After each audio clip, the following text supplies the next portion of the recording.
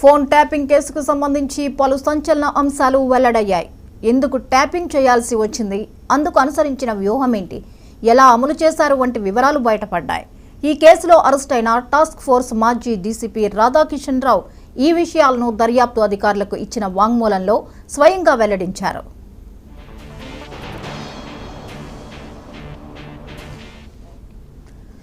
కొద్దిపాటి విమర్శ వచ్చినా కేసీఆర్ చిరాకు పడేవారని, ప్రతిపక్ష నాయకులను ఎప్పటికప్పుడు గమనించేందుకు ఎస్ఐబి డీఎస్పీ ప్రణీత్ రావు ఆధ్వర్యంలో ప్రత్యేక బృందాన్ని ఎస్ఐబి ఐజీ ప్రభాకర్ రావు ఏర్పాటు చేశారని పేర్కొన్నాడు.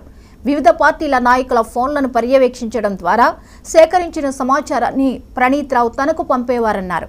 కొన్ని సందర్భాల్లో ఇలాంటి సమాచారాన్ని పోలీస్ కమిషనర్కు పంపాలని ప్రణీత్ రావుకు చెప్పేవాడని, కమిషనర్ ఆదేశాల ప్రకారమే టాస్క్ ఫోర్స్ పనిచేస్తోందని నమ్మించేందుకే ఇలా చేసేవాళ్లని చెప్పారు.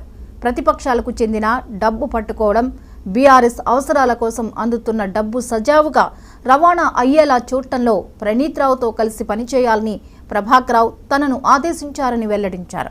2018 అసెంబ్లీ ఎన్నికలకు ముందు మొదలైన ఈ పని 2019 లోక్సభ ఎన్నికలు, ఆ తర్వాత జరిగిన ఉప ఎన్నికలు, 2023 ఎన్నికల్లోనూ కొనసాగిందన్నారు. 2020లో పదవి విరమణ చేసిన తర్వాత కేసీఆర్ ఆశీస్సులతో ప్రభాకర్ రావు మళ్లీ ఎస్ఐబి అధినేతగా నియమితులయ్యారు. కొంతకాలం నిఘా విభాగ అధిపతిగాను పనిచేశారని చెప్పారు.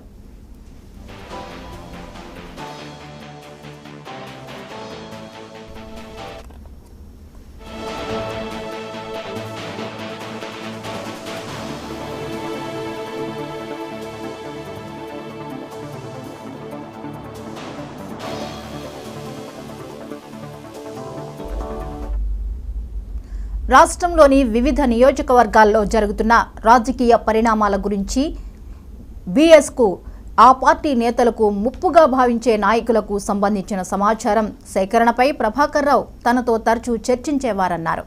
ఈ విషయాలను ప్రణీత్ రావుతోనూ ఎప్పటికప్పుడు పంచుకునేవారని చెప్పారు. వీటి ఆధారంగా ప్రణీత్ రావు ఆయా నాయకులను పర్యవేక్షిస్తూ ఉండేవారని పేర్కొన్నారు. వీరిలో అనేక మంది బీఆర్ఎస్ నాయకులు సైతం ఉన్నట్లు తనకు తెలిసిందన్నారు. అప్పటి పీసీసీ అధ్యక్షుడు రేవంత్ రెడ్డి, టి రాజయ్య, పట్నం మహేందర్ రెడ్డి, ఆర్ఎస్ ప్రవీణ్ కుమార్, ఈటెల రాజేందర్, బండి సంజయ్, జానారెడ్డి కుమారుడు రఘువీర్ తదితరులు ఇందులో ఉన్నారని, వ్యాపారులు, స్థిరాస్తి సంస్థల వారిని పర్యవేక్షించారని తెలిపారు. ఇక దుబ్బాక, హుజురాబాద్ ఉప ఎన్నికల్లో బీజేపీ విజయాలు సాధించిన తర్వాత ఆ పార్టీకి బ్రేకులు వేయాలనే ఉద్దేశంతో కూడా పని చేయించారని రాధాకిషన్ రావు తన వాంగ్మూలంలో పేర్కొన్నారు.